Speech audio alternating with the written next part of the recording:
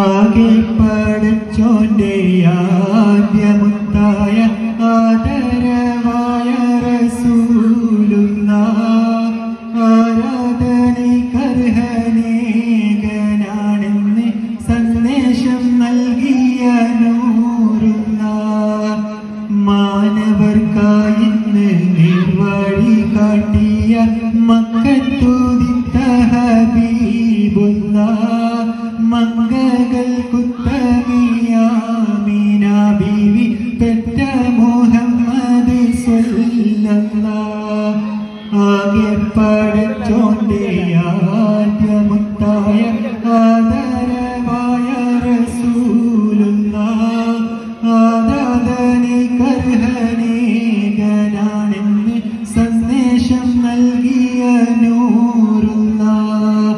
മാനവർക്കായിന്നും നിർവഴി കാട്ടുവാൻ മക്കത്തുദിത്ത ഹബീബുള്ളാഹ് മംഗകൾ കുത്തമിയ ആമിന ബീവി പെറ്റ മുഹമ്മദ് സ്വല്ലല്ലാഹ് ഒരു നാൾ നബിയും അബൂബക്കർ സിദ്ദീഖും ഒരുമിച്ചവർ സൗർഗുഹയിൽ പ്രവേശിച്ചു. സിദ്ദീഖുൽ അക്ബറിൻ മടിയിൽ തല വെച്ച് അന്ത്യപ്രവാചകർ നിദ്രയെ പ്രാപിച്ച് ചന്ദ്രവദനം കണ്ടേ സിദ്ദീഖോരെ പുഞ്ചിരി തൂകുന്നുണ്ടേ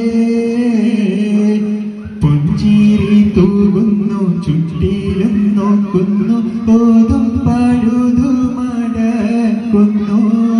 പഴുതം നടക്കുവാൻ ശീലത്തുണ്ടില്ല പാദവീരൽ കൊണ്ടമാർത്തുന്നു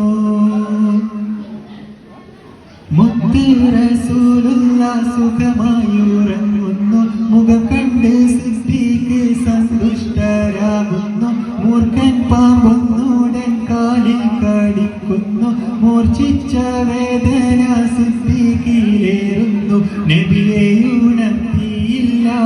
സിദ്ദീഖിൻ വേദന മാറുന്നില്ല